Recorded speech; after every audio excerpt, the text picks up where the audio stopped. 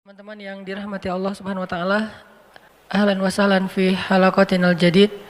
Selamat datang dalam halaqah kita yang Rabu malam. Dan alhamdulillah setelah Ramadan kita sudah melakukan 3 pertemuan. Kalau tidak salah ini yang ketiga ya.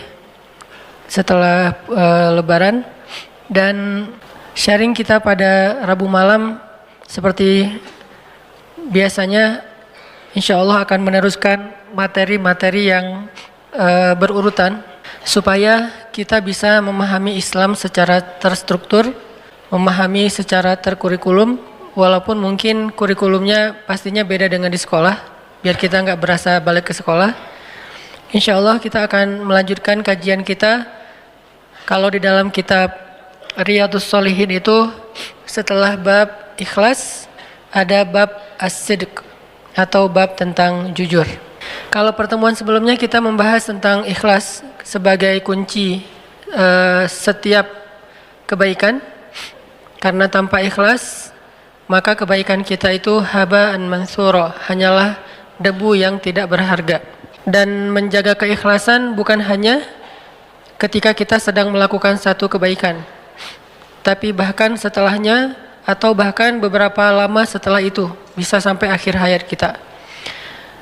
Bisa saja amal soleh kita itu di awal berpahala baik, kemudian di tengah juga berpahala baik, masih ikhlas, tapi di akhir kemudian tiba-tiba terjebak ke dalam riya.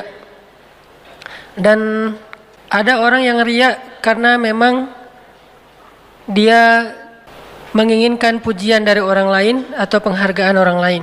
Tapi ada juga orang yang riya bukan karena dia mencari pujian atau mencari penghargaan dari orang lain, tapi dia justru terjebak dengan riya karena dia tidak sabar ketika diremehkan orang lain. Jadi bisa jadi orang yang riya itu bukan orang yang pamer, bahkan dia tuh termasuk orang yang mungkin selama ini banyak merahasiakan amal-amal solehnya. Selama ini termasuk orang yang banyak ngerahasiain kebaikan-kebaikannya kepada teman-temannya. Kayak misalnya dia pernah bantu teman satu geng, tapi yang tahu cuma mereka berdua, nggak ada yang geng lain yang tahu. Atau dia pernah ngebantu tetangganya, nggak ada yang tahu bahkan keluarganya. Atau dia membantu keluarga besarnya, salah satu di antara sepupunya atau adik kakaknya, sedangkan yang lain tidak tahu. Dia orang yang cukup merahasiakan amal solehnya, hampir tidak ada yang tahu kecuali dia dan orang yang dia bantu. Dan dia tidak butuh pujian akan itu. Makanya dia rahasiakan karena dia tidak mencari pujian. Dia rahasiakan karena dia tidak mencari apresiasi dari siapa-siapa. Tapi ternyata sesoleh itu pun masih ada peluang untuk terjebak ke dalam riya. Bukan lewat pujian, bukan lewat penghargaan, justru lewat adegan ketika dia diremehkan. Tiba-tiba orang yang dia bantu suatu saat kelak meremehkan dia, menyakiti dia, bikin dia kecewa. Akhirnya terpancinglah dia untuk mengungkapkan kembali rahasia-rahasia amal solehnya sebagai bentuk kekecewaan dia kepada orang itu. Dia cerita kepada orang lain, saya lagi sakit hati, saya merasa dikhianati, saya merasa kayak ditikung, saya merasa kayak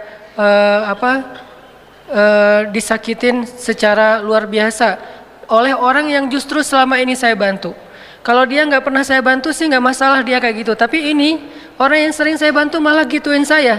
Akhirnya dia cerita ke orang lain, satu persatu kebaikan dia disebutkan, maka satu persatu juga kebaikan itu hilang pahalanya di sisi Allah SWT. Kadang kita terjebak riya bukan karena kita pengen dipuji, tapi karena kita nggak sabar ketika diremehkan orang. Atau mungkin oleh orang lain kita diremehkan bukan oleh orang yang kita bantu. Kita dianggap orang yang nggak care, kita dianggap orang yang nggak peduli kepada yang lain, kita dianggap orang yang egois, kita dianggap individualis, kita dianggap eksklusif segala macam.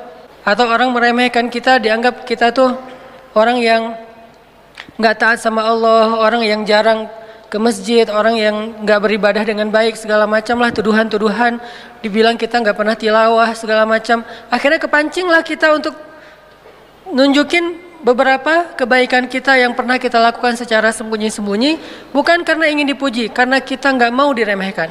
Apakah kita sanggup menjaga rahasia amal kita ketika kita diremehkan? Ini adalah ujian. Dan kalau kita bisa menjaga amal soleh kita secara ikhlas, walaupun tidak selalu arti ikhlas itu diam-diam atau rahasia, tapi salah satu cara ikhlas itu adalah merahasiakan amal. Kalau kita bisa menjaga keikhlasan amal kita sampai akhir hayat, baru kita disebut orang yang husnul khotimah. Jadi orang yang husnul khotimah tidak dilihat di awal atau di tengah perjalanan hidupnya. Namanya juga khotimah. Yang menentukan seseorang nanti di akhirat bukan di awal ketika dia lahir, ketika dia masih kecil, bukan di tengah ketika dia remaja, dia dewasa, tapi di akhir. Dan di akhir ini adalah detik-detik atau beberapa saat sebelum ajal menjemputnya. Itulah yang menentukan nasib seseorang nanti di akhirat.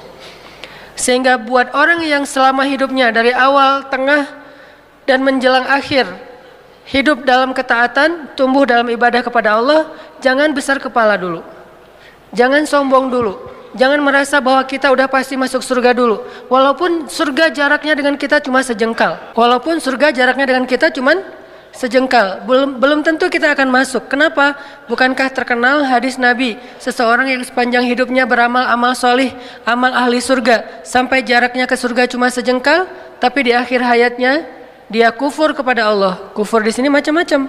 Bisa kufur dengan cara yang paling tinggi yaitu syirik. Tiba-tiba dia sakit keras, berobat secara ilmiah lewat dokter, lewat terapis, ternyata tidak terlalu membuahkan hasil. Akhirnya dia kepancing untuk datang ke paranormal, mulai menggunakan ilmu-ilmu black magic, mulai kepada para sihir. Akhirnya dia meninggal pula dalam kondisi seperti itu. Bukankah ini su'ul khatimah? Walaupun sepanjang hidupnya dia beramal solih. Bisa juga akhir hayatnya kufur bukan dalam bentuk syirik, tapi dalam bentuk sombong dan riya. Karena riya ini adalah syirik kecil. Bisa jadi dia riya, mungkin dia tidak disebut orang kafir, dan insya Allah tidak akan abadi di neraka. Cuman akhir hayatnya ini justru menguras semua pahala-pahala dia menjadi kosong. Yang harusnya dia termasuk orang yang ashabul maimanah, atau bahkan was-sabiqun as-sabiqun. Sepanjang hidupnya dia orang yang sabiqun. Apa arti sabiqun? Yang sangat spontan dalam kebaikan. Ada peluang kebaikan apa? Dia duluan. Kayak Abu Bakar tuh sabiqun namanya. Ketika Nabi ngabsen amal soleh para sahabat, dan tentunya kita tidak mungkin menjudge isi hati mereka, karena Nabi yang nanya, siapa di antara kalian yang hari ini sudah bersedekah? Abu Bakar angkat tangan, ana ya Rasulullah, saya ya Rasul. Artinya kita nggak bisa menjudge, oh Abu Bakar riya, belum tentu kan, kita nggak tahu isi hatinya. Dan sekelas Abu Bakar insya Allah ngerti banget lah bahayanya riya. Nggak mungkin dia angkat tangan dengan niat riya, pasti dia tahu banget ruginya. Siapa di antara kalian hari ini yang sudah menyambung silaturahim yang terputus? Abu Bakar berdiri, ana ya Rasulullah, saya Rasulullah. Siapa di antara kalian yang hari ini sudah berbuat kebaikan ini, kebaikan ini, kebaikan ini? Setiap satu kebaikan yang ditanya oleh Rasul, para sahabat berdiri secara bergantian, kecuali Abu Bakar As-Siddiq yang terus menerus berdiri mengangkat tangan, ana ya Rasulullah, saya Rasul, saya Rasul, saya Rasul. Artinya apa? Dalam satu hari Abu Bakar itu melakukan kebaikan yang orang lain berbagi, share. Nggak mungkin dilakuin sendiri, tapi Abu Bakar melakuinnya sendiri. Ini namanya as-sabiqun. Di dunia fahumus sabiqun, nanti di akhirat, sehingga dikenal dengan istilah was-sabiqun as-sabiqun. Orang yang di dunia berlomba-lomba, spontan, cepat, wasari'un dalam kebaikan, maka nanti dia di akhirat menjadi orang yang duluan masuk surga. Makanya ada dua kata sabiqun. Was-sabiqun as-sabiqun, artinya was-sabiqun yang berlomba-lomba di dunia, maka as-sabiqun nanti akan berlomba-lomba masuk surga di akhirat. Bisa jadi dia was-sabiqun as-sabiqun, bukan hanya ashabul yamin atau maimanah, tapi di akhir hayatnya justru dengan amal-amalnya yang istimewa itu kan lebih gampang kepancing buat riya ya. Kalau amalnya biasa aja ngapain riya? Justru karena amalnya istimewa, hafal Al-Qur'annya banyak, baca tilawahnya banyak, tahajudnya itu udah bertahun-tahun, puasanya kalau perlu bahkan puasa bukan hanya Senin Kamis tapi Daud, kemudian sedekahnya di atas rata-rata orang lain, umroh setiap berapa bulan sekali, haji setiap tahun, kayak Ibnu Mubarak setahun haji setahun berjihad, pokoknya amalnya itu di atas rata-rata. Justru itu ujian untuk merahasiakan, menjaga keikhlasan itu akan lebih berat. Maka di akhir hayat, kalau dia terpancing untuk cerita ketika usianya udah kakek-kakek, seperti yang saya pernah cerita, saya pernah duduk di sebuah ruang DKM masjid di satu daerah lah di Indonesia, lagi ada acara tabligh akbar kayak gini di sebuah masjid. Karena emang saya jarang datang ke situ, akhirnya alhamdulillah anak muda yang mau ikut taklimnya rame, sampai ya sekitar 10.000 lah, sampai memenuhi pelataran masjid. Setelah selesai acara kan 10.000 anak muda ini kan berarti semuanya dapat pahala mencari ilmu, sholat berjamaah, berjalan ke masjid dan seterusnya kan, pahalanya banyak banget, itikaf, ribat. Wah, kalau kita breakdown itu kebaikan dari satu adegan itu banyak banget. Adegannya cuma satu, ke masjid, duduk dengerin taklim, tapi kebaikannya bisa banyak. Dan dikali 10.000 minimal. Lalu setelah selesai acara, biasa saya masuk lagi ke ruang DKM, kemudian kayak semacam silaturahim gitu, ramah tamah, ngobrol sama beberapa tokoh-tokoh masyarakat, termasuk salah satu senior sesepuh masjid. Beliau cerita, ini Ustadz, masjid ini perjuangannya nggak gampang. Ini judulnya. Mulai beliau cerita, paragraf pertama, dulu, tahun-tahun dulu nih, dia nunjuk ke arah DKM, mereka ini masih kecil. Jadi karena beliau paling senior, kakek-kakek, DKM-nya masih usia ya sekitar 40, mereka masih kecil, masih anak-anak, lari-laris ini belum tahu. Untuk memperjuangkan masjid ini nggak gampang Ustadz. Pertama, membebaskan lahan aja, itu sengketa dengan warga, kita sempat didemo, sampai dibawa ke pengadilan segala macam, rame, sampai saya pernah didatangin polisi malam-malam, cerita perjuangan beliau untuk bisa ngebangun masjid. Dari awal, dari pembebasan lahan. Kemudian lahan udah dapat, kemudian bikin IMB, bikin masjid, itu nyari funding untuk mendirikan masjid itu juga nggak gampang. Saya juga jual tanah Ustadz demi bisa ngedirin masjid, cuman nggak cukup, cuman bisa untuk mihrab. Jadi mihrab ini tanah saya dulu. Saya jual tanah, saya bangun seukuran mihrab, ya kurang lebih bisa untuk orang sholat 50 orang. Kemudian kita funding ke teman-teman, ke warga segala macam, sampai berdiri masjid. Tapi masih sepi. Akhirnya saya bikin yayasan, itu ada RT yayasan saya yang bikin.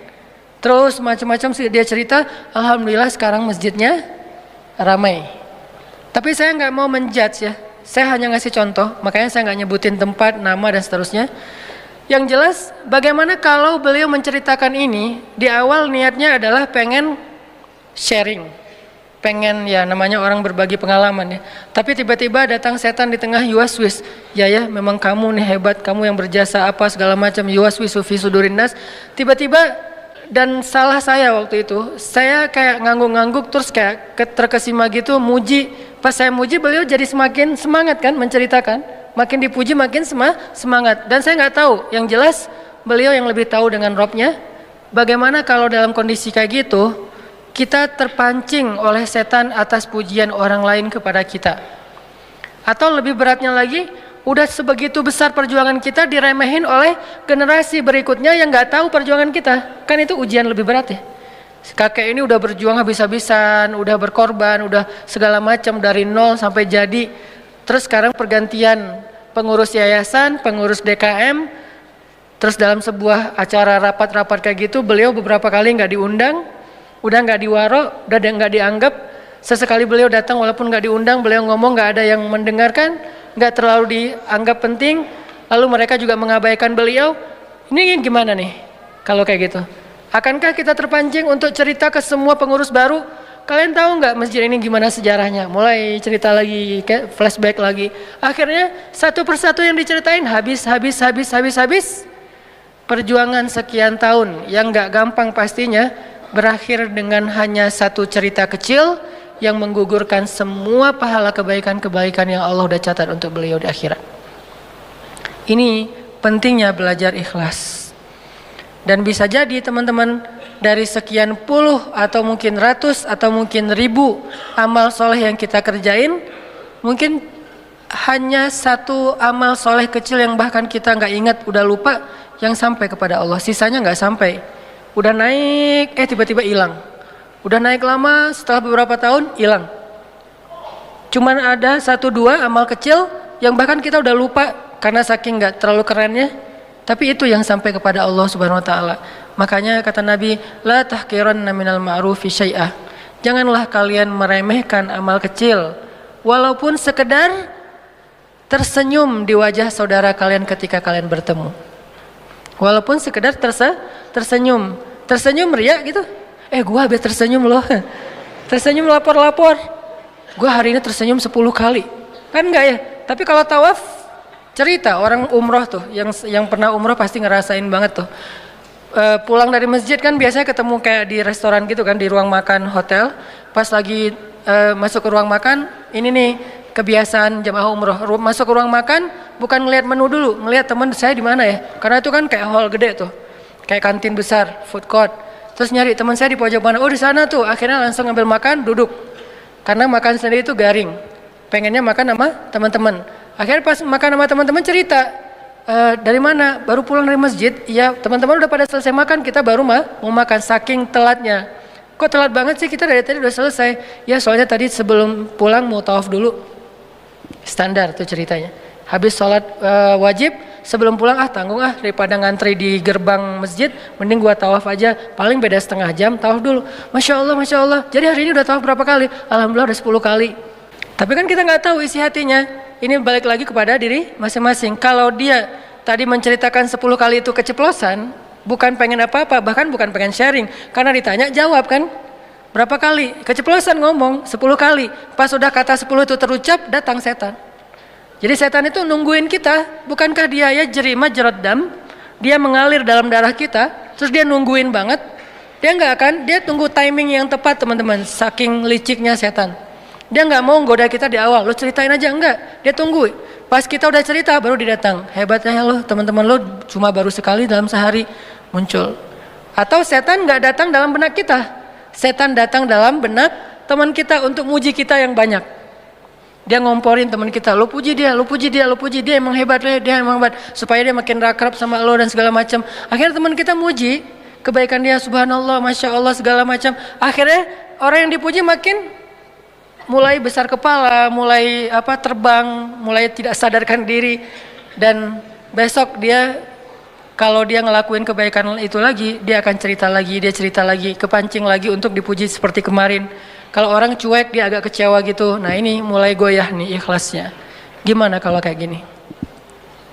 Kadang-kadang di antara semua ayat yang kita baca, cuman Al-Ikhlas doang yang kita sampai pada Allah. Karena Al-Ikhlas, namanya juga Al-Ikhlas ya, surat paling ikhlas. Yang lain riya semuanya. Apalagi Al-Baqarah kan gampang banget bikin riya, karena nggak semua orang hafal Al-Baqarah, hafal misalnya surat-surat yang sulit gitu, surat di tengah-tengah Al-Quran mungkin, surat-surat kayak Ar-Ra'd atau surat Az-Zariyat yang ayatnya itu ya emang sulit ayat-ayatnya, karena syairnya itu nggak semudah nada-nada di surat-surat kayak yang panjang. Ar-Rahman kan gampang ya, Ar-Rahman itu kayak kalau kita hafal sebetulnya nggak ngafal satu surat, ngafal setengah surat, sisanya cuma satu ayat yang diulang-ulang kan. Fabi ayya ala rabbikum, itu paling happy lah ngafal Ar-Rahman Maya. Udah hafal Ar-Rahman, kenapa? Setengah surat, setengahnya Fabi ayya ala rabbikum tukadziban. Tapi kalau surat-surat yang sulit, Az-Zariyat, An-Najm, apalagi yang ayatnya mutasyabihat, yang mirip-mirip, itu kan bikin kita bangga gitu. Oh, nggak semua bisa hafal. Saya seperti cerita saya lah, kadang-kadang kita karena baru selesai hafal satu surat baru, pas ngimamin langsung bawa ayat itu kan. Pas lagi bawa wabasyiril ladzina amanu wa amilus solihat, terus lupa. Perasaan sebelum sholat tadi lancar, udah sholat bingung. Emang gitu ujian hafalan Al-Quran itu justru dalam sholat. Kalau dalam sholat udah lancar, berarti udah lancar. Kata yang hafal ya. Kata mereka, kata para asatis, para ustad-ustad, para hafiz, kalau kita hafal di dalam sholat lancar, berarti udah lancar. Kalau di luar sholat, apalagi megang Quran, itu ada kayak efek psikologis ya. Kalau kita megang sih, nggak dibuka, cuman megang doang, itu lancar pasti. Nggak tahu kayak bisa kayak gitu. Ada sugesti nyaman, tenang, yakin. Tapi begitu Al-Qurannya dilepas, pasti beda tuh. Coba hafal Quran 1 halaman, udah gitu, udah selesai hafal 1 halaman, diulang sambil megang Quran tapi ditutup. Sama yang nggak megang Al-Quran, bahkan Qurannya jauh, itu beda. Pasti kelancarannya berubah. Apalagi di dalam sholat, soalnya lagi sholat lupa kan nggak mungkin ngambil Quran dulu tuh. Satu-satunya cara adalah loncat ke surat Al-Ikhlas. Cuman itu yang bisa bikin kita selamat. Atau loncat ke surat yang mirip. Wabashshiril ladzina amanu wa 'amilus shalihat. Mentok. Watawasau bil haq watawasau bis sabr. Kan mirip. Surat Al-Asr. Ya biasalah itu, pengalaman pribadi. Efek dari udah ria, nggak dapat pahala, gagal pula gitu kan ya, itu konyol. Jadi teman-teman, bahaya sekali orang yang ria ini, dan ria ini termasuk di antara penyakit hati, sedangkan ikhlas termasuk di antara ibadah hati. Karena yang beribadah itu bukan hanya zahir, tapi batin. Bahkan ibadah batin itu yang pertama Allah lihat, baru kemudian Allah melihat yang zahirnya. Kalau kita kan nahnu nahkum bizzawahir, kita tuh cuma bisa ngelihat dan menilai yang tampak. Kita manusia, malaikat itu cuma bisa nilai yang tampak. Kalau Allah tidak nahkum bizzawahir, tapi Allah yahkum, Allah berhukum menilai yang tersembunyi. Apa yang tersembunyi? Ala wahyal qalb, hati atau niat atau ikhlas dan riyanya. Sehingga belajar, selain kita belajar gerak zahir kita dalam beribadah, coba belajar gerak hati kita, mau ke kanan apa ke kiri dalam ibadah yang sama. Jangan sampai zahirnya udah sempurna banget, gerakannya kayak sifat sholat Nabi yang ideal. Dari mulai wudunya udah wudunya Nabi, istinsyaknya udah wah sempurna banget, dingin-dingin juga dia masukin air ke hidung, saking sempurnanya dia berwudu. Kepala bukan cuma gini-gini doang, tapi semuanya utuh dia ambil, walaupun itu mazhab sebetulnya. Terus juga pas dia basuh wajahnya tuh sempurna sekali semuanya, bukan cuma gini-gini aja kayak orang touch up gitu ya. Udah sempurna zahirnya gitu. Dia datang ke masjid di awal waktu, bahkan dia yang azan. Kadang-kadang azan juga bisa jadi amal yang luar biasa pahalanya, bisa tidak berarti, tergantung innamal a'malu binniyat. Ada yang azannya bagus banget, saking bagusnya orang jadi dapat hidayah. Karena saya pernah lagi kayak malas ke masjid gitu, dengan azan kayak nyindir banget nih azan. Kayak manggilnya tuh lembut. Kan kita kalau dikasarin malas ya. Malah makin dilembutin makin gak enak kan. Jadi kalau azannya kasar-kasar kita juga jadi malas, apaan sih. Tapi kalau azannya lembut jadi aduh gak enak gitu kan ya. Ini azannya lembut banget, suaranya enak. Bukan karena dia suara vokalis yang punya irama, enggak. Mungkin dia lagi habis diputusin mungkin, atau dia lagi galau berat. Jadi kayak suaranya tuh baper banget loh. Kayak dari hati gitu, kayak dia lagi curhat lewat azan gitu. Lo kenapa sih gituin gua gitu, tapi azan saking lembutnya. Jadi saya dengar juga kayak terenyuh gitu. Datanglah ke masjid bukan karena lagi iman saya bagus, tapi karena tertarik dengan azan yang kayaknya langsung kena di hati. Nah azan itu kan pahalanya gede banget. Sebanyak orang yang datang ke masjid, segitulah pahala dia azan dan sholat. Coba kalau azannya di Masjid Agung, coba azannya di masjid TSB kayak gini nih pas lagi taklim. Berarti kan pahalanya sebanyak teman-teman yang hadir. Luar biasa ya. Makanya azan itu disuruh berlomba-lomba, tarik-tarikan, kecuali ada petugas, nggak enak, bahaya. Tapi kalau imam suruh dorong-dorongan. Kalau saya dorong-dorongan tapi pura-pura kedorong, padahal nggak ada yang dorong. Apaan sih? Siapa sih? Perasaan tadi ada yang dorong, siapa ya gitu. Nah, kenapa imam disuruh dorong-dorongan? Karena imam itu nanggung jawab. Kalau misalnya benar ya berarti pahalanya sebanyak makmum. Kalau misalnya salah berarti dosanya ya semuanya ditanggung sama dia. Kalau sholat imamnya nggak tepat. Intinya udah dapat banyak kebaikan, terus batinnya nggak di tazkiyah, nggak dibersihkan.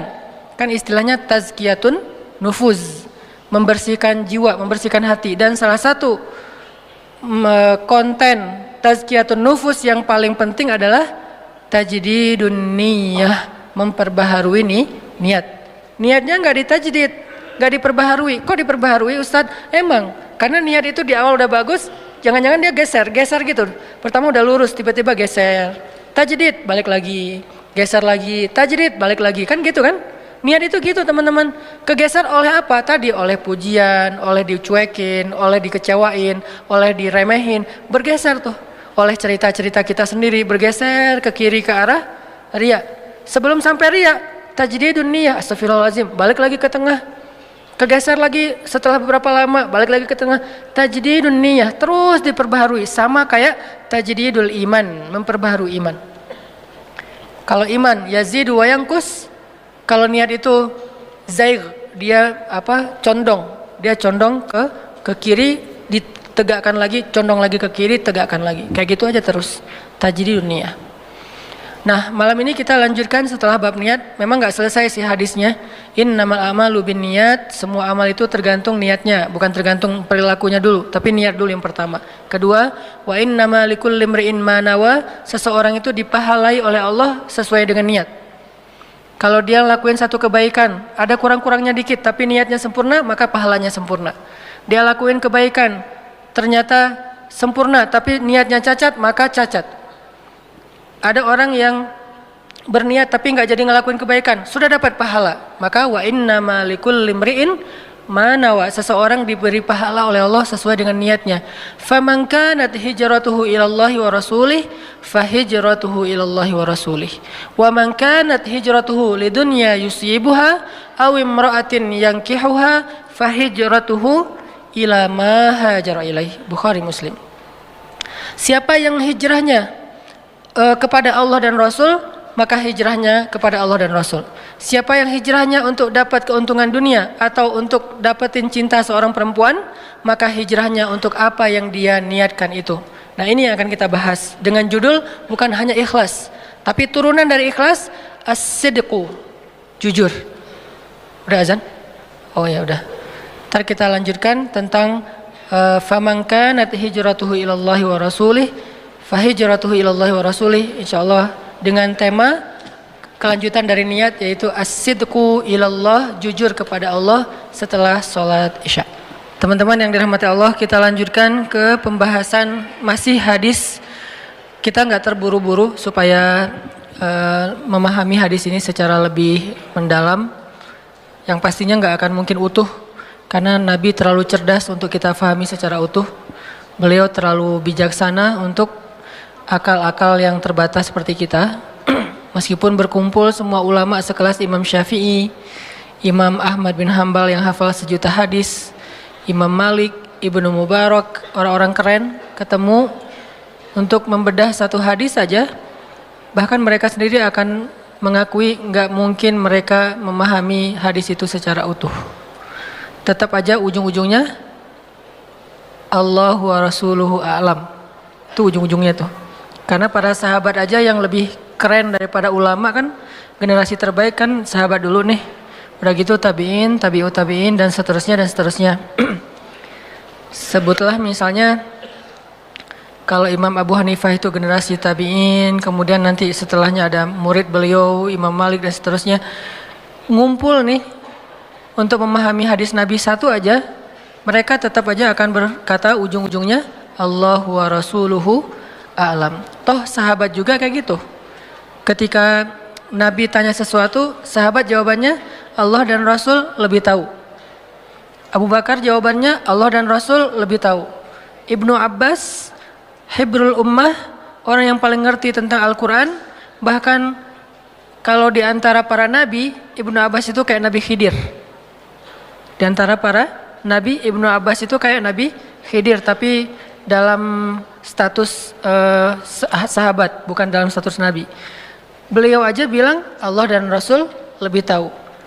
Terus Muaz bin Jabal, anak muda yang ilmunya luar biasa, yang kalau Nabi bilang yang paling mengerti halal dan haram di antara umatku itu adalah Muaz bin Jabal. Yang paling ngerti mana halal mana haram itu Muaz bin Jabal. Dia juga bilang Allah dan Rasul.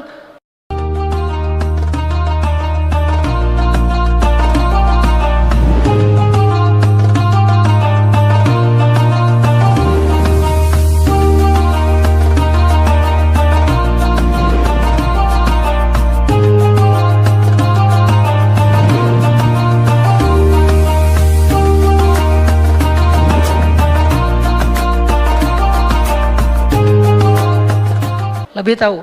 Tapi kita berusaha untuk memahami lebih dalam, bukan secara utuh, karena tidak ada yang paling utuh. Karena inilah kita akhirnya berpendapat, pendapat saya tepat, tapi ada kemungkinan keliru. Pendapat yang lain keliru, tapi ada kemungkinan tepat. Bukan salah benar, tepat keliru. Ini dua istilah yang sangat jauh berbeda. Ra'yi sawab wa yahtamilul khata', wa ra'yun akhar khata' wa yahtamilus sawab. Pendapat kami dengan mazhab tertentu, misalnya Syafi'iyah, adalah tepat, tapi ada kemungkinan keliru juga. Pendapat yang lain ada kelirunya, tapi juga ada kemungkinan tepatnya. Yang pasti semua pendapat ini benar. Cuman mana yang paling tepat, itu yang kita condong ke dalamnya. Cuman semuanya benar. Semua Ahlus Sunnah wal Jamaah, dari Malikiyah, Hanabilah, Syafi'iyah, Hanafiyah, atau nanti mazhab-mazhab yang lain di antara mazhab fikih yang enggak terkenal selain 4 ini, semuanya benar di antara Ahlus Sunnah wal Jamaah. Cuman mana yang paling tepat, yang menurut kita nyaman dengan argumentasi dalil dan ilmiahnya, akhirnya kita coba ikuti. Antara NU, Muhammadiyah, nanti ada Persis, ada macam-macam, termasuk organisasi-organisasi masyarakat berbasis agama dan seterusnya. Semuanya berusaha berijtihad untuk lebih memahami ayat dan hadis, tapi tidak ada satupun yang memahaminya secara utuh, termasuk kita. Hanya mencoba untuk lebih dalam memahami teks tersebut. Nah, hadis innamal a'malu binniyat, selama ini mungkin kita hanya mendengar satu, mungkin sebagian teman-teman hafal sampai akhir, tapi mayoritas orang Islam di Indonesia hanya tahu satu kalimat pertama di antara 4 baris kalimat itu. Hanya innamal a'malu binniyat, udah kita jelaskan. Wa innamal likulli imri'in ma nawa juga udah alhamdulillah kita jelaskan, walaupun jauh dari sempurna. Sekarang kita coba masuk ke bait ketiga dan 4. Faman kanat hijratuhu ilallahi wa rasulih fahijratuhu ilallahi wa rasulih. Wa man kanat hijratuhu lidunya yusibuha awin imra'atun yankihuha fahijratuhu ila ma hajara ilaih. Apa makna dari bait ketiga dan 4 setelah 2 bait pertama? Kalau kita bisa kasih judul biar merangkum semua makna, maka bait ketiga dan 4 ini bisa dikasih judul as-sidqu ilallah, jujur kepada Allah. Atau bisa juga kita kasih judul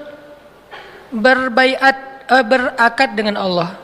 Itu judul bait ketiga dan keempat. Bisa dikasih judul jujur kepada Allah, bisa dikasih judul berakad dengan Allah, bisa juga dikasih judul melibatkan Allah. Jadi semua yang pernah kita bahas selama ini tentang libatkan Allah dalam urusan kita, apalagi jujurlah pada Allah, pasti Allah akan jujur pada kita, segala macam, itu kalau mau ditarik mana teks rujukannya, maka rujukannya adalah faman kanat hijratuhu ilallahi wa rasulih fahijratuhu ilallahi wa rasulih. Siapa yang berhijrah kepada Allah dan Rasul, maka hijrahnya sampai kepada Allah dan Rasul. Pertanyaannya, apa maksud siapa yang berhijrah? Rasulullah SAW di antara semua amal soleh, semua aktivitas, semua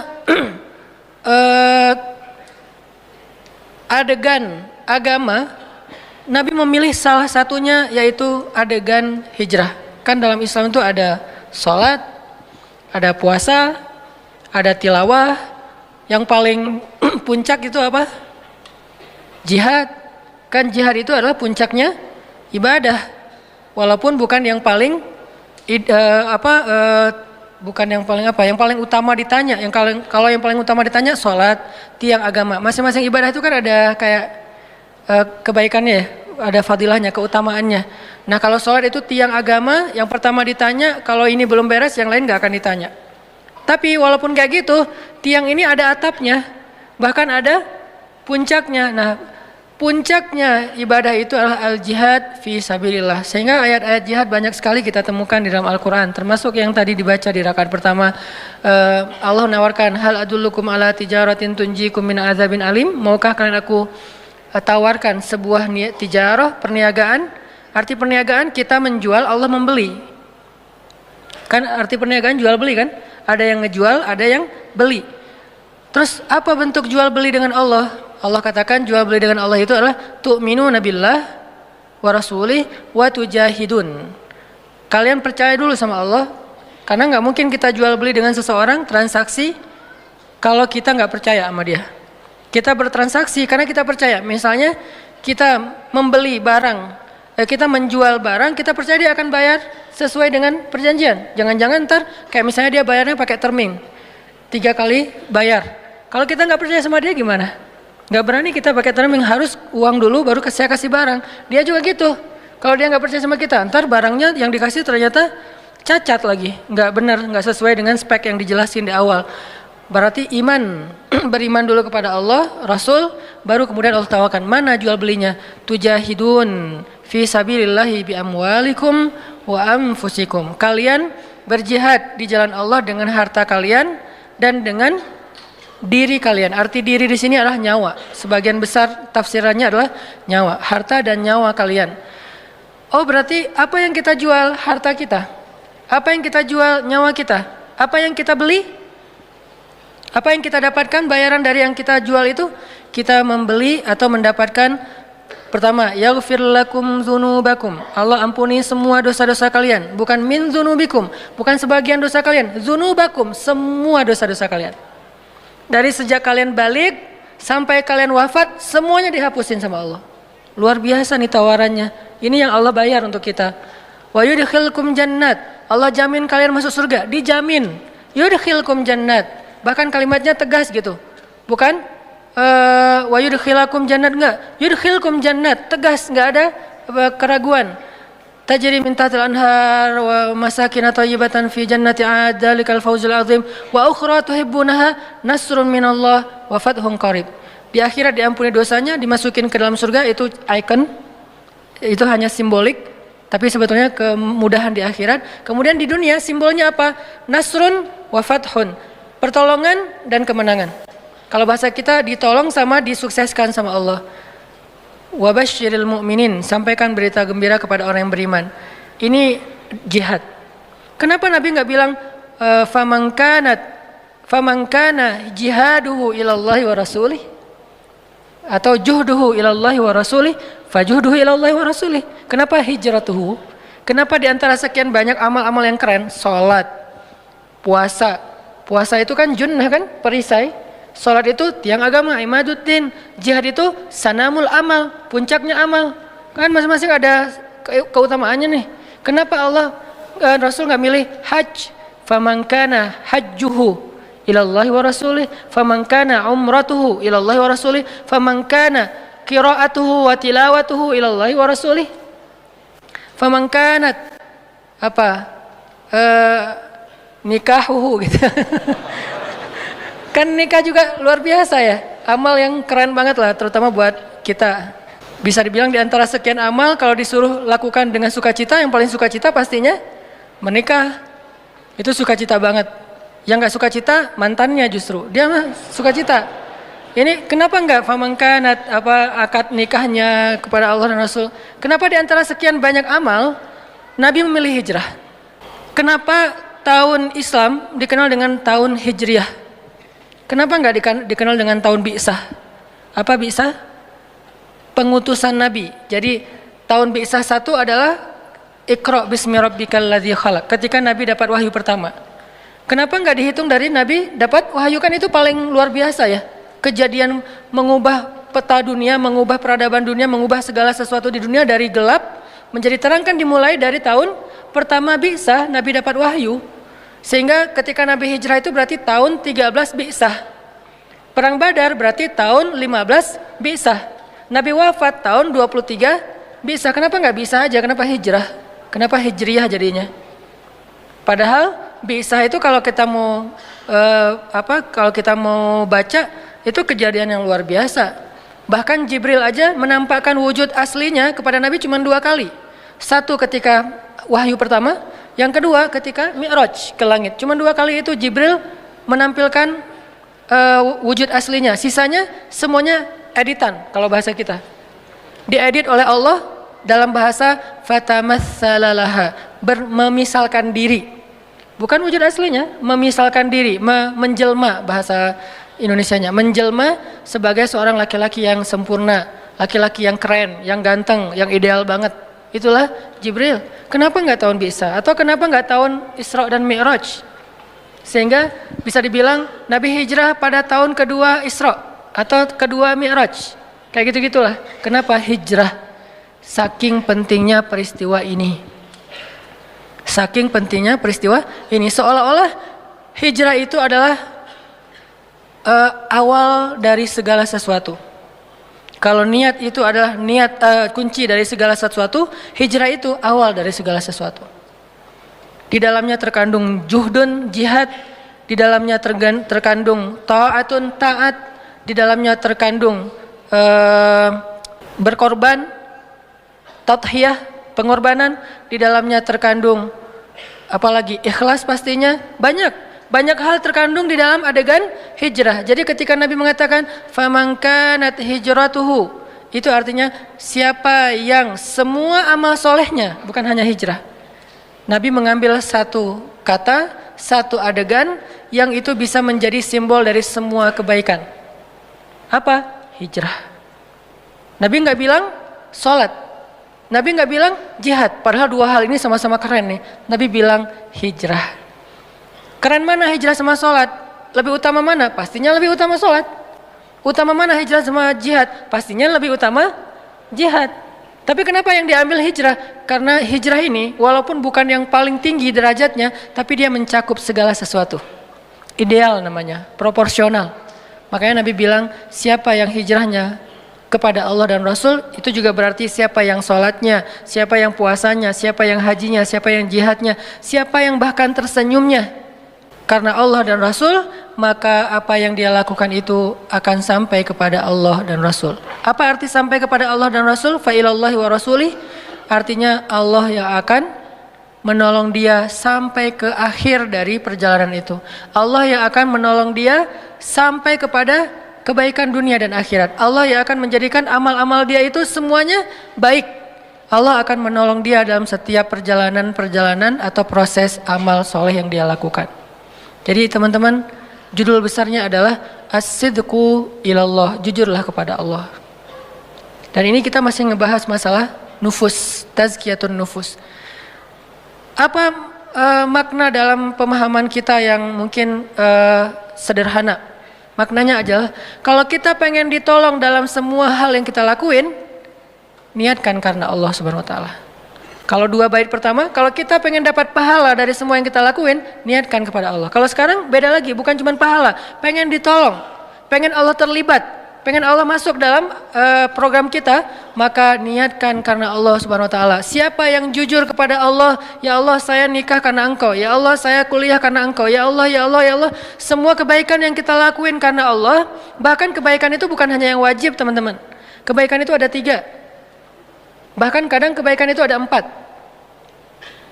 Apa kebaikan ada 4? 1 yang wajib, di bawahnya yang sunnah, di bawahnya yang mubah, di bawahnya yang makruh. Seseorang yang meninggalkan haram dengan cara melakukan yang makruh, itu kebaikan. Seseorang yang meninggalkan yang sunnah dengan cara yang melakukan yang makruh, itu sia-sia. Makruh ini tergantung konteks ya. Seseorang meninggalkan yang haram, tapi pelampiasannya kepada yang makruh, maka itu kebaikan. Itu cara dia meninggalkan yang haram, gak bisa langsung kepada yang mubah atau yang sunnah. Seseorang yang meninggalkan yang wajib dan mengambil yang makruh, itu rugi. Maka yang makruh ini, makanya saya sebut bahkan. Wajib, sunnah, mubah, makruh. Siapa yang melakukan yang wajib, pasti berpahala. Siapa yang melakukan yang sunnah pasti berpahala. Kadang yang mubah, yang secara fikih artinya tidak berpahala, tidak berdosa, bisa menjadi pahala. Apa bedanya? Innamal a'malu binniyat wa innamal likulli imri'in ma nawa. Dan yang mubah ini kalau kita libatkan Allah sekalipun, dia menjadi sesuatu yang Allah tolong. Jadi bukan hanya dalam hal yang wajib, Allah akan nolong kita sampai kita main, kita jalan, kita apa. Coba niatkan karena Allah. Pasti Allah akan tolong kita dalam urusan itu dan dijadikan urusan itu sebagai kebaikan di sisi Allah SWT. Saya ngomong kepada kayak Pevi lah, Pevi Permana, anak skateboard.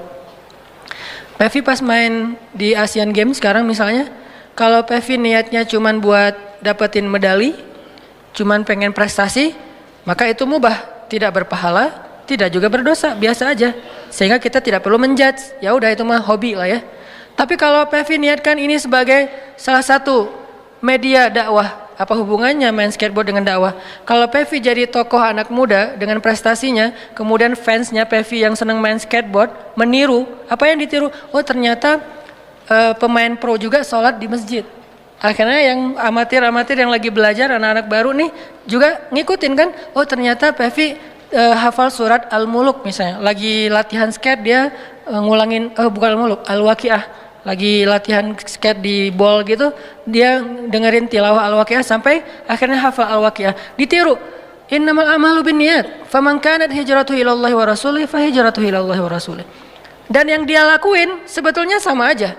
Enggak gara-gara niat kepada Allah terus dia sambil main skateboard sambil dia zikir, enggak gitu-gitu amat. Agama teh enggak terlalu berat. Jadi yang dirubah itu bukan perilakunya, karena perilakunya sebetulnya berstatus mubah bukan haram ya. Kalau haram memang harus dirubah. Tapi kalau yang mubah enggak perlu dirubah.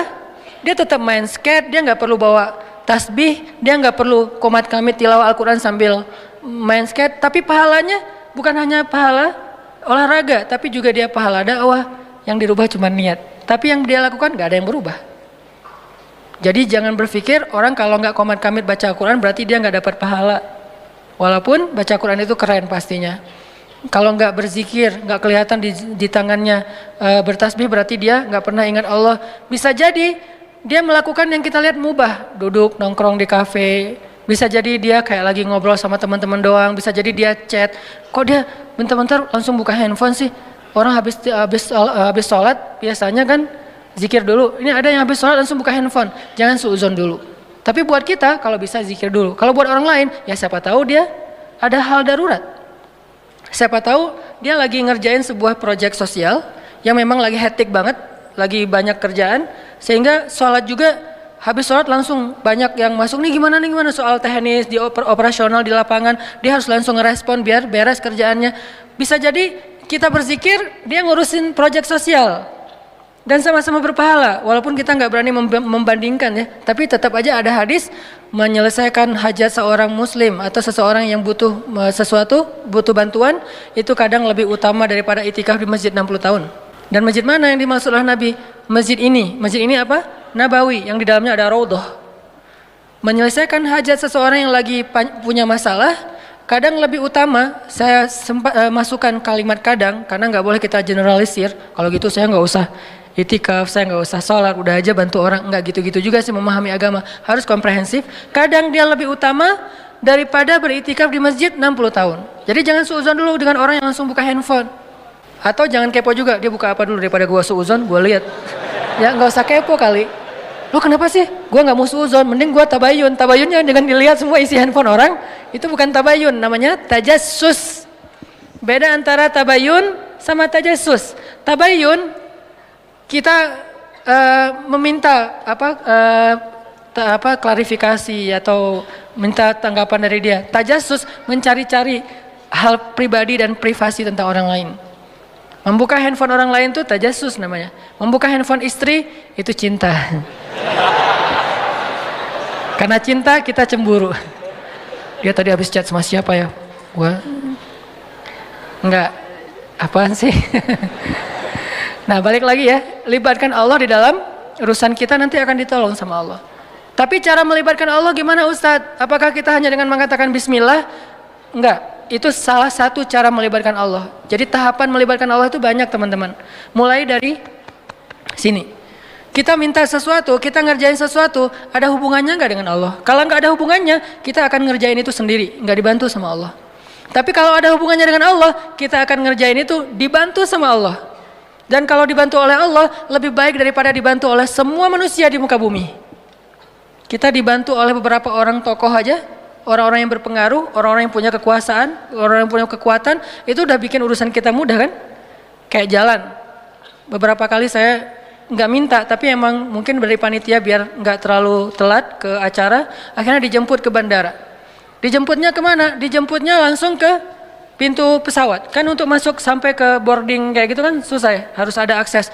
Dijemput langsung ke boarding ke pintu pesawat, nanti bagasinya langsung saya kasih baggage tag gitu, mereka yang akan ambil bagasinya, saya langsung dibawa ke mobil, terus pakai forwarder sampai ke venue.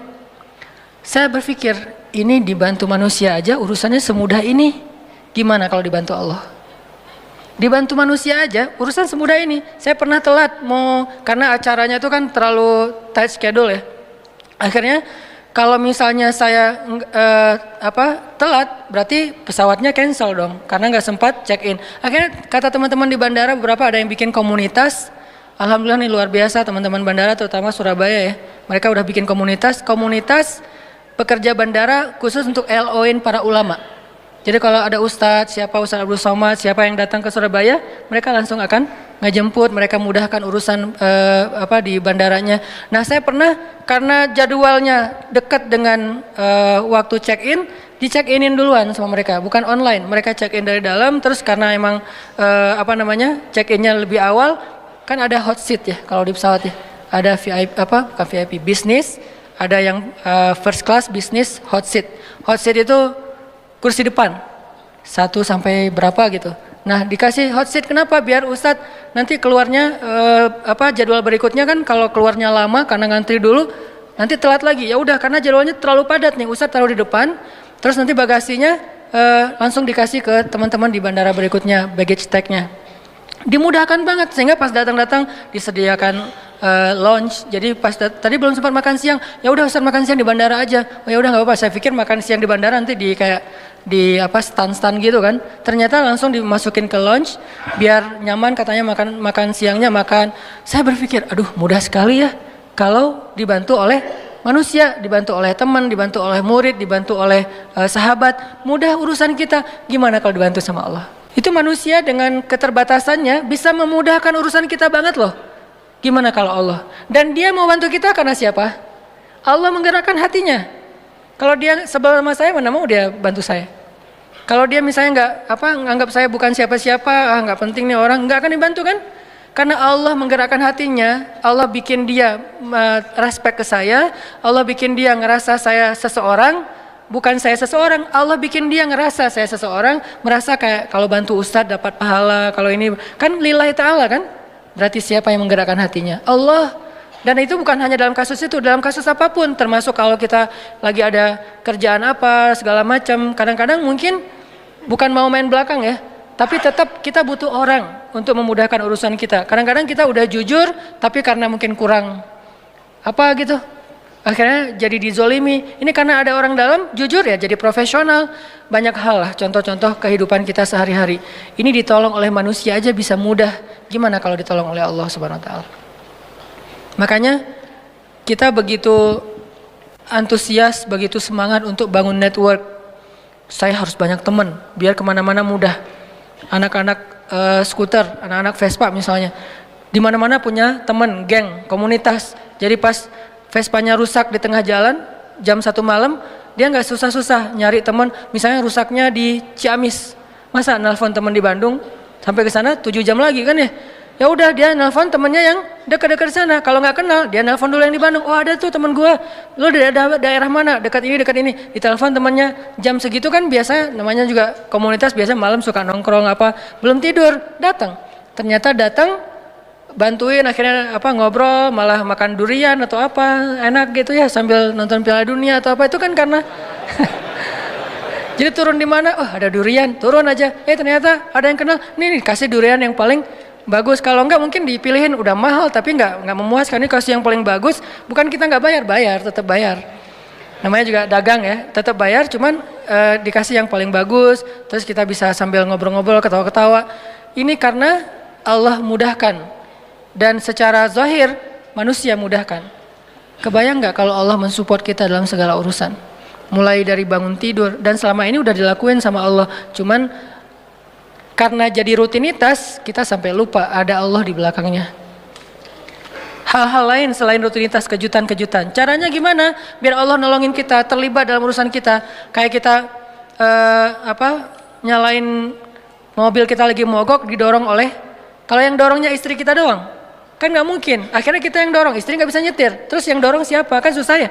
Akhirnya ada teman-teman kita, mereka yang dorong. Ada 5 orang teman. Kita kan merasa dimudahkan kan, didorong oleh teman kita, ditanjakan lagi tuh, didorong supaya mobilnya nyala lagi. semudah itulah, bahkan lebih dari itu kalau Allah Subhanahu wa taala ikut terlibat dalam urusan kita. Kerasa banget kalau banyak teman, banyak orang yang mungkin sayang sama kita, itu mudah banget urusan. Tapi itu manusia, teman-teman. Gimana kalau Allah yang sayang sama kita? Manusia sayang sama kita aja semudah itu, apalagi kalau Allah Subhanahu wa taala. Caranya satu di sini. Jujurlah kepada Allah. Jadi jujurlah kepadaku itu, ku di situ Allah ya, bukan ku seperti di lagu. Jadi jujurlah kepada Allah. Cara jujur kepada Allah, kita harus tanya, yang kita lakuin ini ada hubungannya nggak dengan Allah? Kalau ada, pasti Allah kasih keajaiban. Contoh, Zakaria. Zakaria tuh doa kan panjang kan, lama banget ya. Berdoa dari sejak beliau muda sampai beliau tua. Tapi coba perhatikan kalimat doa Nabi Zakaria ketika beliau sudah tua. Ada dua kalimat, ada di surat Ali Imran, ada di surat Maryam. Kalau di surat Ali Imran, Zakaria berdoa, "Hunalika da'a Zakaria rabbah, qala rabbi habli min ladunka dzurriyyatan thayyibah, innaka sami'ud du'a."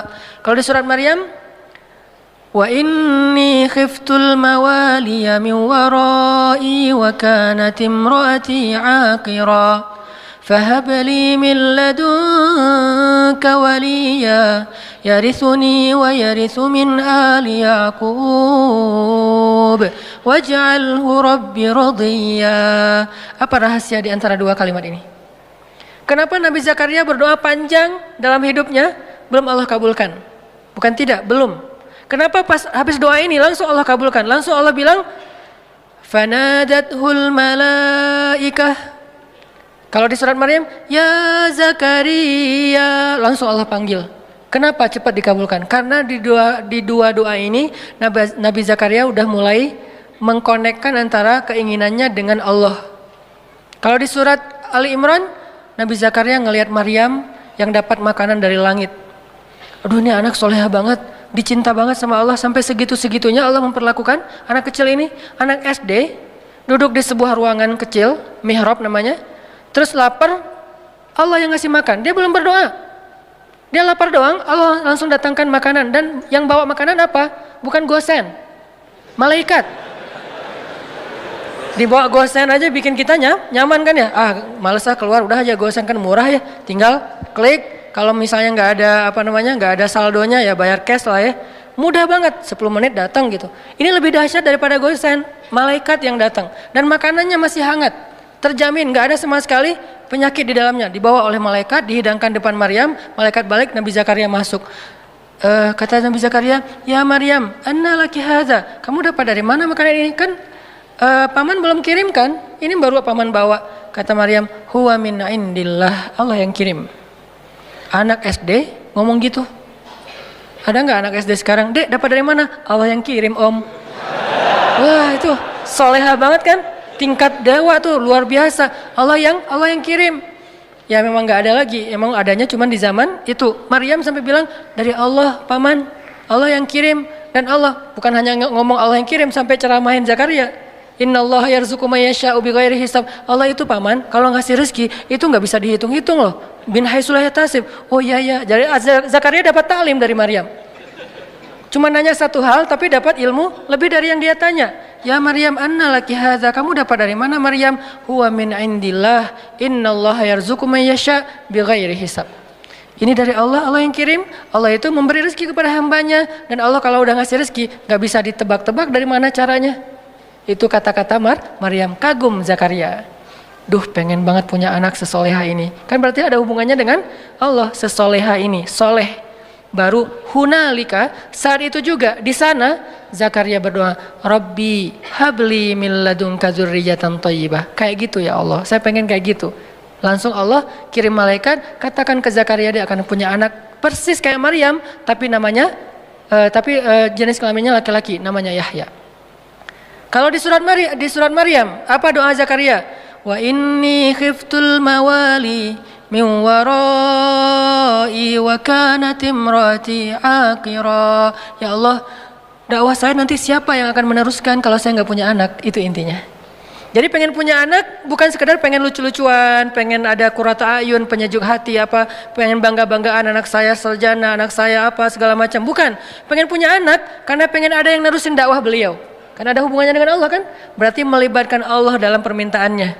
Wa inni khiftul mawali wa kanat imraati aqira fahab li min ladunka waliya. Bukan walada, bukan waliyan. Apa beda waladan dengan waliyan? Waladan cuma anak, waliyan penerus. Beri saya seorang anak yang meneruskan perjuangan saya, dakwah saya, pengajaran saya, taklim saya di Masjidil Aqsa. Yarithuni, tuh ada lagi kalimat penjelasnya. Yarithuni wa yarithu min ali Yaqub waj'alhu rabbi radiyya.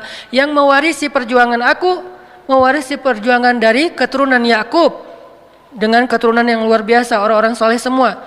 Maka jadikan dia anak yang Engkau ridhai ya Allah. Langsung Allah ketika dengar kalimat ini, ya Zakaria, langsung dipanggil sama Allah.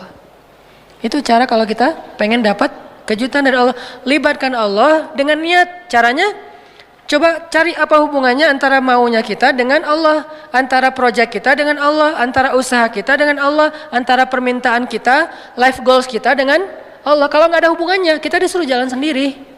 Tapi kalau ada hubungannya, Allah akan support kita. Ya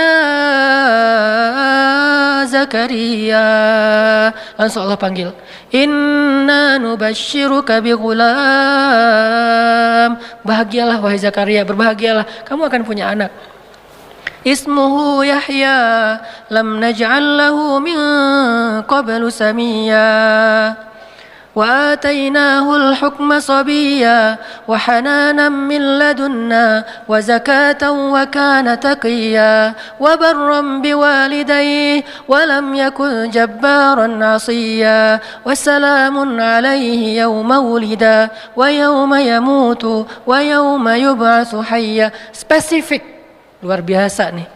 Dikasih dengan spesifik yang istimewa, bukan cuma ini anak laki-laki yang kamu minta, enggak. Allah langsung kasih tahu anaknya itu kayak gimana. Anaknya cerdas, anaknya soleh, anaknya terjaga, anaknya nggak pernah nggak pernah emosian, anaknya nggak pernah baperan, nggak pernah durhaka, nggak gini. Baik banget. Kalau di surat Ali Imran dia siddiqan wa hasuran wa nabiyan, musaddiqan wa hasuran wa nabiyan, anak yang meneruskan perjuangan dakwah, anak yang hasur, menjaga kehormatan, anak yang nabiyan, menyampaikan kebenaran. Ini luar biasa. Kenapa? Karena Zakaria mengaitkan keinginannya dengan Allah. Jadi kalau kita punya satu keinginan, punya satu, bahkan mungkin bukan hope tapi wish, sesuatu yang kadang-kadang kayak nggak kebayang kita bisa nggak sih? Nggak masalah, make a wish, kita bikin sebuah harapan yang menurut kita mungkin nggak susah diwujudkan, tapi ketika sebuah harapan yang kita anggap sesuatu yang nggak mungkin dilibatkannya kepada Allah, apa sih yang nggak mungkin buat Allah? Apa sih yang sulit buat Allah? Bukankah semuanya itu ada dalam pengaturan Allah? Biyadihil mulk. Arti biyadihil mulk, semuanya itu dalam kekuasaan Allah Subhanahu Wa Taala. Terserah Allah mau diapain. Caranya di sini. Faman kanat hijratuhu ilallahi wa rasulih, fahijratuhu ilallahi wa rasulih. Akhirnya para sahabat yang berhijrah dalam konteks hijrah, berhijrah meniatkan karena Allah.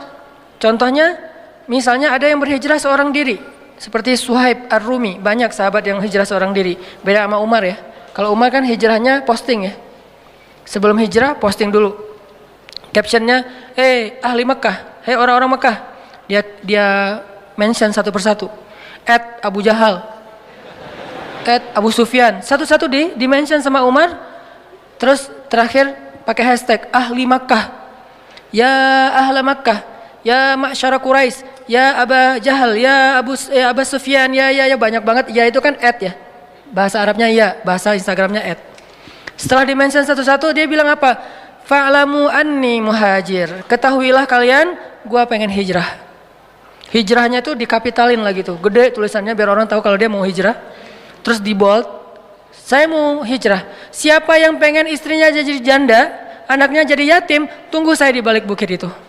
Ditunjukin Sherlock bukit mana yang disuruh tungguin. Saking spesifiknya Umar bin Khattab, nggak ada yang berani nungguin Umar. Tapi pertanyaan saya, ini mungkin pertanyaan penasaran, kenapa Nabi nggak hijrah bareng Umar aja kalau kayak gitu? Kan hijrah bareng Umar aman banget kan ya? Kata Umar, orang Mekah, gua mau hijrah bareng Rasulullah, ada yang berani nungguin nggak? Siapa yang mau istrinya jadi janda, anaknya jadi yatim, tunggu kami, saya dan Rasulullah di belakang bukit. Kan aman tuh hijrahnya. Kenapa Nabi nggak hijrah bareng Umar aja sih, biar gampang, nggak ada adegan Surakoh, nggak ada adegan sembunyi dalam gua Thur, nggak ada adegan diikat talinya oleh anaknya Abu Bakar, Asma binti Abu Bakar, kan nggak ada adegan-adegan yang sulit, nggak ada adegan Ali harus tidur di tempat tidurnya Nabi. Kenapa? Hijrahnya dikawal sama Umar, bareng dengan Hamzah, dua petarung Mekah yang disegani, nggak ada yang berani sama dua orang ini nih. Di depan Umar, di belakang Hamzah. Siapa yang berani mencegat sebuah karavan manusia yang di depannya Umar, belakangnya Hamzah? Nggak ada yang berani. Buktinya pas di Mekah mereka lagi demo, kan mereka pernah demo di Mekah. Awal-awal Umar masuk Islam dengan Hamzah kan demo kan. Langsung demonya apa? Demonya dengan keluar dan mengatakan La ilaha illallah Muhammadar Rasulullah, La ilaha illallah Muhammadar Rasulullah, keliling Mekah, keliling Ka'bah. Demo rame-rame. Di depannya Umar, di belakangnya Hamzah. Kata Abu Jahal, kalau orang yang seperti ini, kalau demo seperti ini, nggak ada yang berani mendekat. Di depannya Umar, di belakangnya Hamzah. Kalau nggak, bakalan habis tuh. Kenapa Nabi nggak hijrah dengan cara kayak gitu aja? Kenapa hijrahnya pakai orang yang paling lemah fisiknya, paling lemah kaumnya, paling miskin hartanya? Abu Bakar itu orang kaya tapi udah jatuh miskin waktu itu.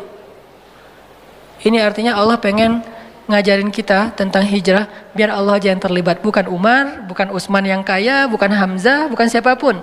Makanya yang ngebantu Nabi dalam hijrah itu Allah langsung. La tahzan innallaha ma'ana, bukan inna Umar ma'ana, inna Hamzah ma'ana, inna Utsman ma'ana, inna qaumana ma'ana, bukan. Di situ Allah ngajarin kepada kita lewat adegan Rasul hijrah, kalau kita melibatkan Allah, hijrah kita lebih aman daripada melibatkan manusia. Seandainya mau dengan logika kita, pasti Nabi akan hijrahnya bareng Umar. Umar tunggu dong, hijrahnya bareng. Kalau Nabi mengajarkan itu, berarti kita tidak dapat pelajaran hikmah, tauhid, akidah, iman, hadis ini dari hijrah Rasul. Nabi malah bilang, kalian hijrah duluan masing-masing. Umar hijrah, yang lain pada hijrah. Utsman malah udah duluan, walaupun kemudian balik lagi, duluan ke Habasyah. Akhirnya Nabi memilih Abu Bakar As-Siddiq. Ya Abu Bakar, nanti tengah malam masih pakai ikhtiar tengah malam. Kenapa nggak siang bolong? Kalau siang bolong konyol namanya. Tapi kan Nabi nggak akan dibunuh. Kalau Nabi nggak akan dibunuh, tapi kalau kita niru Nabi, kita akan dibunuh. Jadi Nabi tidak mencontohkan sesuatu yang nggak bisa ditiru. Nabi mencontohkan sesuatu yang bisa ditiru oleh umatnya. Kalau beliau gampang, beliau punya mukjizat. Kalau Nabi mau, Nabi Musa itu membelah laut. Nabi Muhammad lebih dahsyat, membelah bulan. Lebih dahsyat daripada Musa. Musa belah laut, Muhammad membelah bulan. Sulaiman menguasai jin, Muhammad mengislamkan jin. Sulaiman jin dikuasai tapi tidak masuk agama Hanif. Ketika Sulaiman wafat, jin kufur lagi itu kan. Tapi Muhammad mengislamkan jin. Lebih dahsyat, semua mukjizat para nabi terkumpul kepada Rasulullah SAW. Jadi kalau Nabi mau, nggak usah pikir strategi lah apa segala macam. Kenapa pengen hijrahnya ke Madinah tapi malah jalannya menjauh dari Madinah ke Gua Thur? Malah sembunyi di sebuah lubang kecil. Kenapa nggak terang-terangan aja kayak Umar? Karena kalau Nabi melakukan itu, lalu kita meniru, kita akan mati konyol. Karena kita nggak punya mukjizat. Sehingga Nabi mencontohkan sesuatu yang bisa kita tiru sebagai manusia biasa. Beliau nggak egois, gue kan punya mujizat, ngapain sih gentar-gentar takut-takut amat, udah biasa aja kali, ntar Allah juga pasti nolong. Gak mungkin Allah membiarkan nabinya dicelakai oleh musuh-musuhnya. Ya, tapi umatnya. Sehingga Nabi contohkan, kalau saya contohkan ke gini, kasihan umat saya, nanti gak bisa niru. Kalau mereka tiru yang ini, habis mereka. Sehingga saya contohkan sesuatu yang kalau mereka tiru, mereka aman. Caranya berstrategi lah, caranya pakai taktik, caranya bersiasat, dan seterusnya dan seterusnya. Dipilih Abu Bakar. Tapi kalau pakai Umar, nggak ada pelajaran akidah. Makanya Nabi memberi banyak pelajaran dalam hijrah. Hijrah dengan Abu Bakar. Ketika ada masalah, Abu Bakar bilang, ya Rasulullah, kalau mereka ngelihat ke arah kaki mereka, itu kan bukan gua lebih tepatnya, kayak lubang gitu. Nabi dengan Abu Bakar sembunyi di dalamnya. Orang-orang pembunuh bayaran, para hunters, dan di antara mereka itu ada legend, yaitu Surakoh. paling legend lah dalam membaca jejak. Dia tuh udah terkenal banget. Nggak mungkin lolos dari Suraqah tuh susah banget. Dia bisa ngelihat jejak onta udah berapa lama, hangat atau udah dingin, ini udah kering atau tidak bekas kakinya onta. Terus di atas onta itu perempuan atau laki-laki, anak kecil atau orang dewasa, meronta-ronta atau normal, sampai tahu sedetail itu Suraqah. Mereka membaca jejak. Kemana arah mereka ketahuan lah. Padahal Nabi itu udah pakai banyak strategi. Caranya Nabi lewat, terus lewat anaknya Abu Bakar dengan pembantunya Abu Bakar untuk nutupin jejak Nabi pakai ternak-ternak. Ketahuan juga tetap, namanya juga Suraqah. Udah berdiri depan gua, Suraqah and the gang. Nabi di dalam sembunyi. Apakah Nabi takut? Sama sekali tidak. Nabi waktu itu sama sekali tidak bersembunyi karena takut. Lagi ngajarin kita cara sembunyi. Kalau Nabi mau, Nabi tinggal keluar. Ada apaan sih? Bisa, gampang buat Nabi. Lo mau gua doain? Kan gak berani, Nabi belum angkat tangan udah pada stroke semuanya itu. Kalau Nabi mau kan, tapi Nabi lagi ngajarin kita teman-teman. Jadi adegan sirah adalah pelajaran buat kita, bukan apa yang Nabi rasakan. Nabi gak takut sama sekali, sekelas Nabi gak mungkin takut lah, sang pemberani banget. Tapi Nabi pengen ngajarin kita, sembunyi di dalam. Abu Bakar resah, bingung nih, mana nih kalau mereka ngeliat ke atas, ke bawah. Mereka udah ngeliat ke atas bukit nggak ada, ngeliat ke kanan nggak ada, ngeliat ke kiri nggak ada, ngeliat ke belakang nggak ada. Cuman satu lagi yang nggak dilihat, ke bawah. Allah tahan pandangan mereka untuk ngelihat ke bawah. Ini cara Allah nolong mereka. Walaupun sebagian ulama bilang ada sarang laba-laba dan merpati, tapi sebagian besar ulama mengatakan tidak. Ini masih perdebatan lah ya, Allahu alam. Yang jelas, yang pasti di antara mereka sepakat, Allah memalingkan mata mereka dari melihat ke bawah. Sehingga Abu Bakar bilang, ya Rasulullah, kalau mereka ngelihat kita ke bawah pasti ketahuan. Terus ntar kita gimana ngelawan mereka? Kita nggak bawa senjata. Berdua pula, mereka ada lebih dari 20 orang dan semuanya itu petarung. Nabi mengatakan, ya Abu Bakar, ma zannuka bisnain? Ya Abu Bakar, kenapa kamu pikir kita cuma berdua? Ini melibatkan Allah. Ini di sini nih. Kenapa kamu pikir kita cuma berdua, Abu Bakar? In Allahu salisuhuma. Allah yang ketiga. Jadi kalau kita berdua, mungkin kita perlu khawatir. Tapi kalau kita bertiga, la tahzan, innallaha ma'ana. Enggak usah khawatir Abu Bakar, Allah bersama kita. Abu Bakar orang soleh, digituin, ya langsung tenang. Kalau Abu Bakar bilang tapi, pasti ketahuan tuh. Karena kalau kita berburuk sangka kepada Allah, maka Allah tergantung prasangka hambanya. Berhubung Abu Bakar ini as-siddiq, orang yang selalu membenarkan, nggak pernah protes, nggak pernah membantah, maka ketika Nabi bilang la tahzan innallaha ma'ana, Abu Bakar langsung tenang, langsung oh ya innallaha ma'ana, innallaha ma'ana, ya udah tenang aja. Mau tidur dulu Rasul? Santai. Mereka akhirnya nggak ngeliat ke bawah, udah pergi aja, udah pergi, tinggal berdua. Besok keluar, melanjutin perjalanan, diketahuan lagi sama Suraqah, karena mereka nggak mau nyerah. 2 hari mereka tungguin. Gak mungkin Muhammad pergi karena aku udah baca beberapa tempat jalan keluar dari Mekah itu gak ada jejak mereka, pasti mereka ada di sini. Suraqah punya feeling, instingnya tuh bagus. Belum keluar Muhammad, belum keluar, dia cari siang malam. Ketahuan juga pas hari Nabi keluar Mekah. Dari kejauhan Suraqah ngelihat.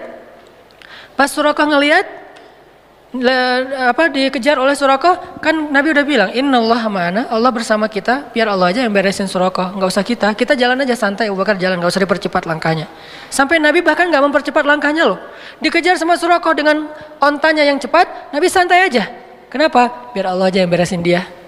Ternyata Allah punya cara yang lebih indah daripada yang kita bayangin. Kalau kita punya teman yang tangguh kayak Umar bunuh Suraqah, gitu kan?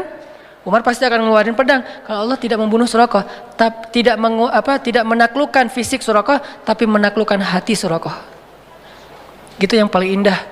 Makanya biarin Allah yang beresin urusan kita. Allah punya cara yang lebih smart daripada cara kita. Namanya apa? Min haitsu la yahtasib, yang tidak terduga-duga. Tiba-tiba Suraqah ontanya ngambek, nggak mau jalan, tiba-tiba kayak habis bensin gitu loh. Kenapa sih kok mogok nih onta gua nih? Onta Suraqah tiba-tiba mogok, padahal itu onta bagus banget loh. 4000 cc kali ya, cepet banget ya. Kenapa mogok? Onta bagus, baru juga, malah STNK-nya juga BPKB-nya juga belum jadi gitu. Kok udah mau mogok? Heran Suraqah. Akhirnya Suraqah turun jalan, pas dekat dengan Nabi bilang, ya Suraqah, ma bika ya Suraqah, kamu kenapa sih Suraqah gini-gini amat sama saya, kata Nabi. Suraqah nggak enak gitu. Nabi itu kan orangnya kayak mempesona ya. Kalau Nabi udah menatap, orang aduh kegeeran ini gimana. Nabi itu keren banget loh. Bukan dalam arti negatif ya, dalam arti nggak enak. Orang segan sama Nabi itu segan banget. Kalau ngeliat wajah Nabi langsung yang marah nggak jadi marah. Saking sempurnanya akhlak Nabi SAW. Jadi kalau Yusuf sempurna fisiknya, Nabi sempurna akhlaknya. Yusuf mempesona fisiknya, Nabi mempesona akhlaknya. Jadi kalau ada cewek ke Yusuf kelepek-kelepek, ke Nabi kelepek-kelepeknya jadi masuk Islam. Siapa? Sofia. Jadi kalau di zaman Yusuf ada istri Al-Aziz kelepek-kelepek sama Yusuf sampai digoda berbuat dosa, kalau Nabi kelepek-kelepek bukan digoda buat dosa, jadi taat. Itu kan keren banget ya. Gara-gara dekat sama Nabi yang tadi benci banget, kata Sofia, tidak ada orang yang lebih saya benci di muka bumi daripada Muhammad. Tiba-tiba setelah beberapa saat Nabi ngomong, terkesima dengan kata-kata Nabi, santun banget, pemilihan diksinya tuh tepat banget, sampai kemudian dia bilang, tidak ada orang yang lebih saya cintai di muka dunia daripada Muhammad. Dari benci banget, jadi cinta banget. Langsung dia bilang, ya Muhammad, saya pernah mimpiin kamu loh, gitu ngomongnya. Tadi nggak ngomong, diam-diam aja, diam-diam baik. Sekarang, saya pernah mimpiin kamu loh katanya. Sampai curhat, saya pernah mimpiin kamu loh. Mimpi gimana? Saya pernah mimpi tiba-tiba di atas kota Madinah ada rembulan, sempurna, bulat, terang, jelas, lalu jatuh ke pangkuan saya. Itu kan mimpi romantis banget ya. Jatuh ke pangkuan saya, dan kata suami saya, itu maksudnya saya nanti akan dinikahi oleh engkau Muhammad. Tapi saya ditampar oleh suami saya. Ya iyalah, lo mimpi gitu cerita ke suami ya pasti masih mending ditampar. Wah ini bahaya nih, selingkuh dalam mimpi. Akhirnya Nabi Muhammad melamar Sofia karena emang Allah sudah memilihkan Sofia untuk Rasulullah. Saking istimewanya Sofia ini, karena orang yang menikahi Rasulullah itu bukan Rasulullah berhasrat ke dia, enggak, Allah yang berhasrat ke dia. Hasrat apa? Hasrat terhadap kesolehannya. Karena Allah cinta kepada Sofia, ya udah kayaknya nggak ada cowok yang pantas buat Sofia selain Muhammad. Cinta kepada Aisyah, nggak ada cowok yang pantas buat Aisyah selain Muhammad. Cinta kepada Ummu Salamah, nggak ada cowok yang lebih pantas buat Ummu Salamah daripada Muhammad. Jadi ini cewek-cewek yang di atas rata-rata yang nggak mungkin nikah kalau nggak dengan Nabi Muhammad, akhirnya dijadikan istri Rasul. Kalau ada yang lain datang nggak level. Buktinya apa? Fatimah juga kayak gitu. Ketika ditawarin ke Abu Bakar, gimana ya gitu. Tawarin kepada Umar juga kata Rasul gimana ya. Tapi pas Ali, Rasul langsung ridho. Kenapa? Levelnya hanya untuk Ali, yang paling ideal Fatimah itu. Begitu juga istri-istri Nabi. Nah artinya apa teman-teman? Surakoh, pas dilihat oleh Nabi, mabik ya Surakoh. Nabi ngomong gitu bukan, Surakoh, oh dasar lu ahli neraka apa segala macam. Enggak, Nabi enggak. Kamu ahli neraka, kamu apa, celaka kamu. Enggak, Nabi enggak pernah ngeluarkan kata-kata yang badhi, kata-kata yang rendahan.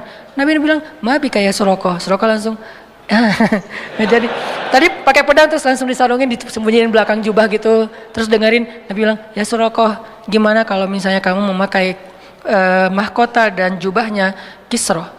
Kisro Raja Persia, kata Surakoh. Ya Raja Persia, mau.